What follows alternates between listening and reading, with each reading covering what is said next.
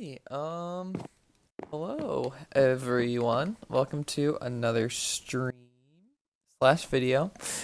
Um, so I just watched a very interesting video and I think it would be good to bring it to you guys' attention because this is very important to me. Um, so I am doing the Sinnoh Memories Tag because I've been told that it's a thing. And yeah, um, I would like to tell you guys about my memories in Sinnoh. So give me a second just to make sure the stream is running okay. Just stream. All right. So, anyways, while I'm just chilling and building, I'm just gonna tell you guys about my memories in the Sinnoh region, I guess. So, I started playing Pokemon back in 20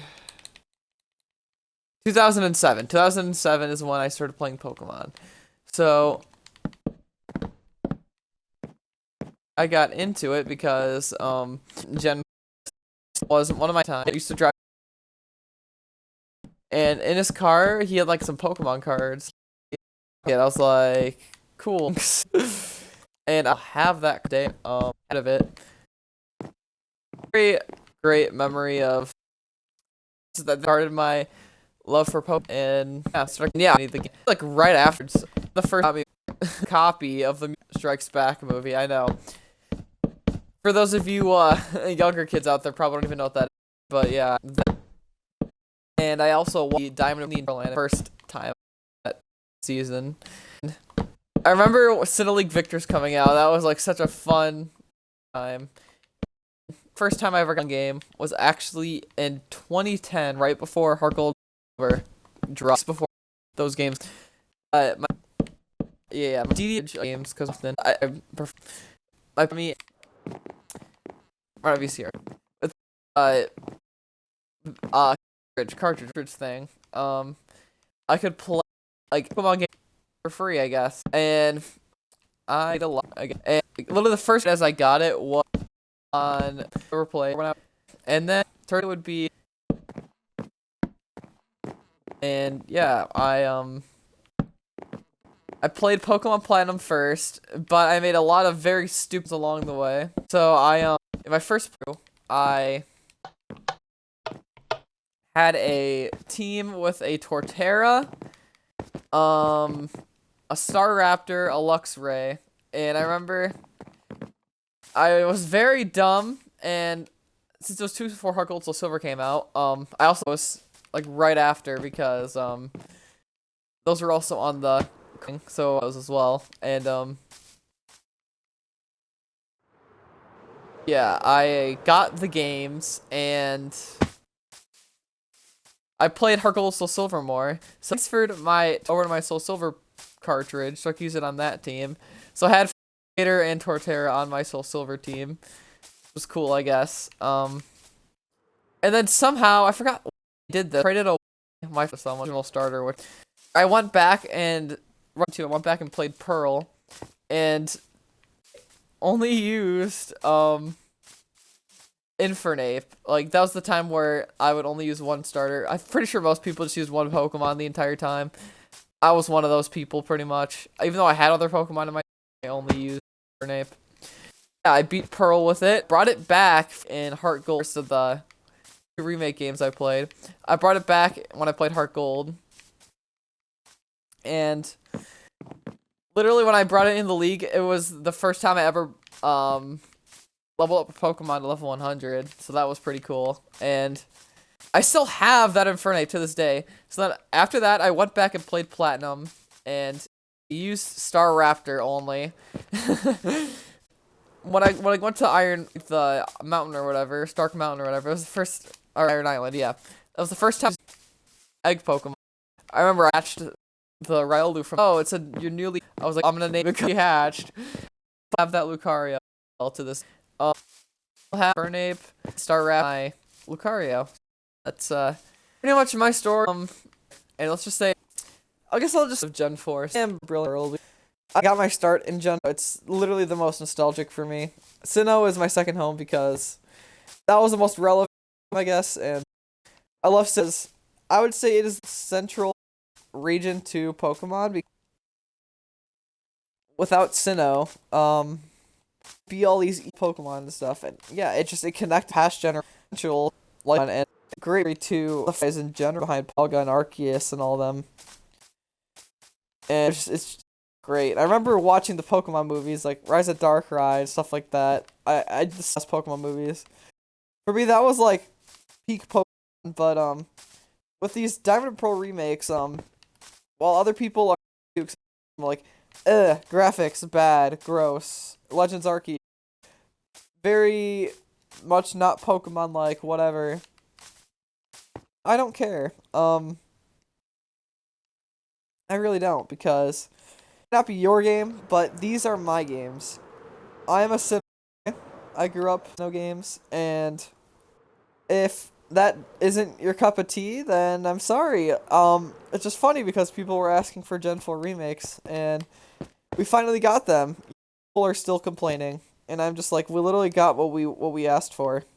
So, and the reason why they're making faithful remakes is because the magic of Gen 4 can't be replicated. It was just that great of a time for Pokemon. Recapture that magic generation, so I completely understand why they did it. And while I don't think we're going to get anything new, I think the reason for that is because that's exactly what Legends Arceus is. It's new, something fresh. And I bet we're going to get a new form for Arceus and of other Gen 4's Arceus. So we will get to see our new stuff. But that's not what the remakes are going to be. Just going to be me reliving the that I all years ago, back when I got my first game. Oh, I didn't even talk about why I got the first game. So, the reason why I got it was, my, her cousin had a wedding for ring bears at, like, early 2010. And as a gift for helping out with the wedding, they, gave a cartridge. So, yeah, that's pretty cool. All I would do was play Pokemon Platinum at the wedding, like at the wedding reception. And I remember I couldn't figure out the game. I didn't know it. I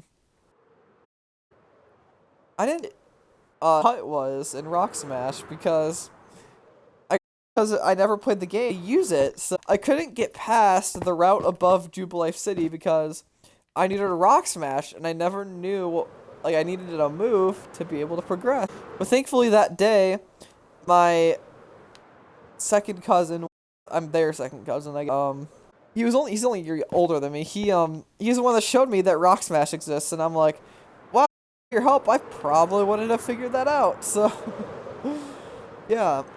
And then I've just been fine since then, 'cause then I learned what HMs are and how essential they are to Pokemon. But yeah, if you thought I have a Pokemon game, I probably wouldn't have known how to beat a Pokemon game since then. And yeah, I guess I'll talk about my memory too. Once again, I was able to get pirated White Emblem. It was literally advertised so much, so much. Like at my elementary school, I remember they had these posters of a ton of the Unova Pokemon I've seen before. Like there was like Lillipup, Zoroark was on it, Muna was on it, Clink was on it. They just had a ton of Gen 5 Pokemon on this little poster, and it said Pokemon Black and White releasing whenever. And I remember I hung in my room because I was so excited for these games with these Pokemon I've never seen or heard of before. Because I never was on the websites. I never knew that they would tease new Pokemon on the Pokemon website. Looked at that. I didn't look at that until Gen 7, so that was just fun seeing all these new Pokemon because I was introduced to the franchise in Gen 4, so Gen 5 was the first time I was like, wait, there's new Pokemon? That's crazy. I never knew that there could be new Pokemon because I never knew that, you know, generations were a thing. Point. And then Gen also a very hard time for me for Pokemon because all my friends were getting into middle school, so like my friends were like, "Ew, Pokemon, gross. That's a kid's game. You should not play Pokemon." So all the people I used to play it with would stop playing. I would start playing like Call of Duty and blah blah blah. And because of that, I felt obliged to do the same. I tried Call of Duty, which I didn't like, and I started playing games like GTA 5 because I didn't feel the need to play Pokemon anymore. And it didn't help once Gen 6 came around because I didn't have a 3DS. My parents weren't willing to put the money in for a 3DS because they're like, "Oh, look, a better DS. Why should we get that?" So I stepped away from Pokemon for like I would say a year or two because I didn't have a DS. But my Dallas Smash 026, who is a YouTuber who streams Nintendo, not streams, but like records Nintendo content, and I I watched his Pokemon Y playthrough, and I was like, "Oh, that's so cool seeing all these new Pokemon." And he's the one that prompted me to get a 2DS once the 2DS was released, and I got X and Y, and Pokemon Y is the game with the second longest playtime I have. I think. I remember that's also the only game I ever completed the national dex was Pokemon Y, and that was crazy because before when I had the thing on my DS, I could never play the online functionality stuff because if I turned it online, then I couldn't access the file, so I had no choice but to play offline, 100 like 24/7 of the time. So, I never got to experience the GTS or the Entralink and stuff like that in Gen 5. So Gen 6 was the first time I really got to see, like, online functionality in Pokemon. And once again, that was probably still the best features, the GSS or whatever it's called, the PSS. That was probably the best system they've ever had. So then, yeah, I watched the X and Y anime. I remember that was the first time I saw Mega Evolution because back then I still didn't have the game, obviously. I didn't have Pokemon Y. And that's watching the anime was actually how it became my favorite Pokemon because I saw Mega Blaziken and that's when I knew he was my favorite Pokemon. And then yeah, so I by that time after Gen 6 I got back into it, started collecting the cards again. And then I remember 2016 that was like when I started watching the trailer. It was the 20th anniversary. I watched the trailer that announced Pokemon Sun and Moon. They announced things on crazy. Like I never knew that was a thing. So I started all these because Gen 7 was the just reveal every week. We would get a new and it was absolutely insane. I remember we'd get like 7 new Pokemon every week and I would just always look forward to it.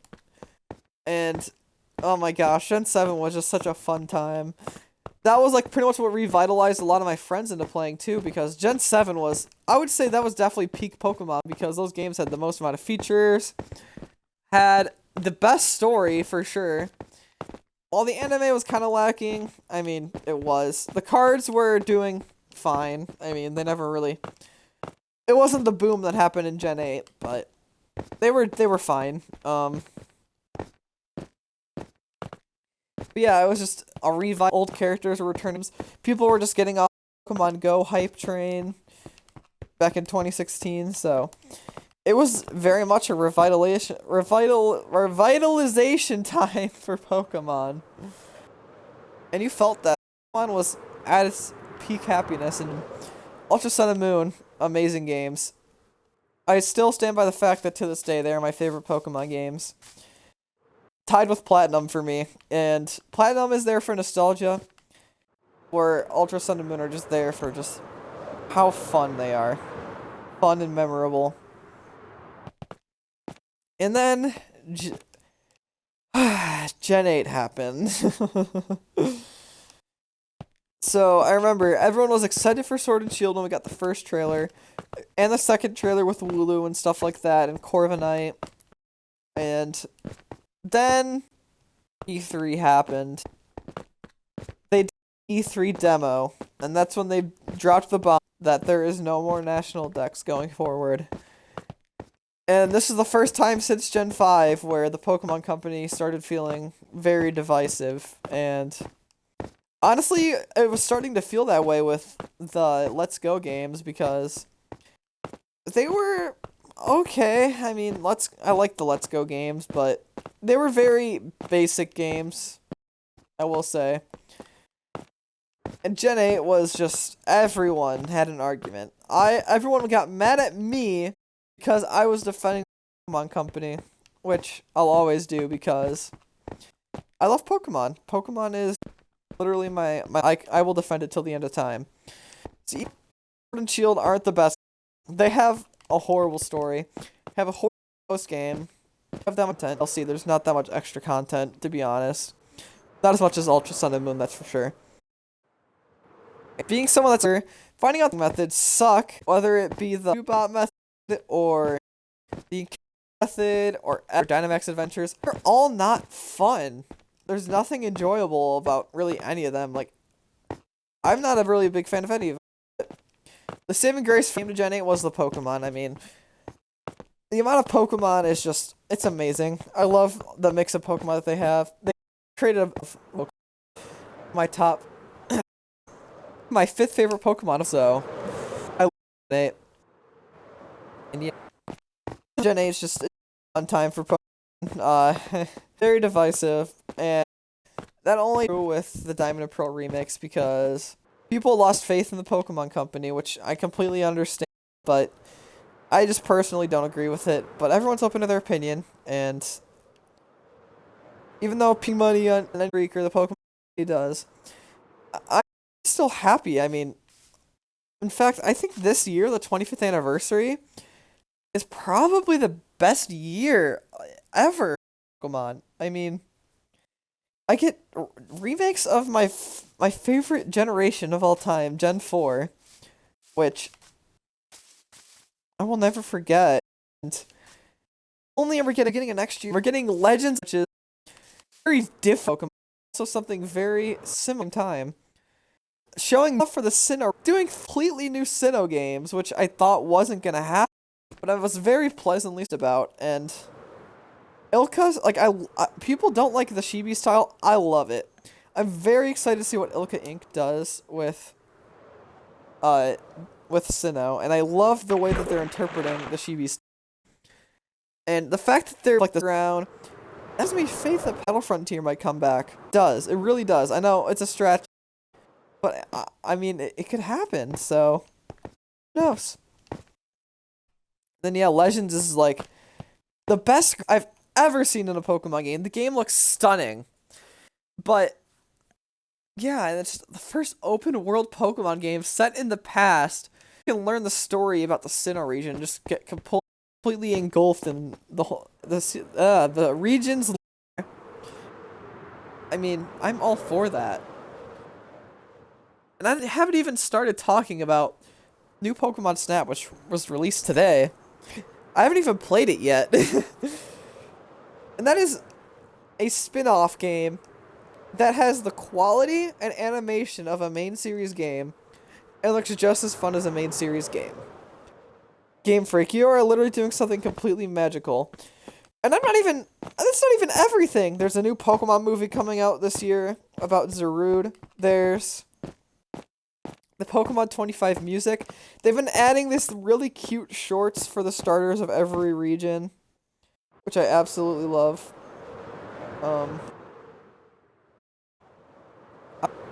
I'm very excited for where they're going. About Pokemon Go Fest and the fact that there's the anime with literally the best season of the anime bar. I mean, that's just me.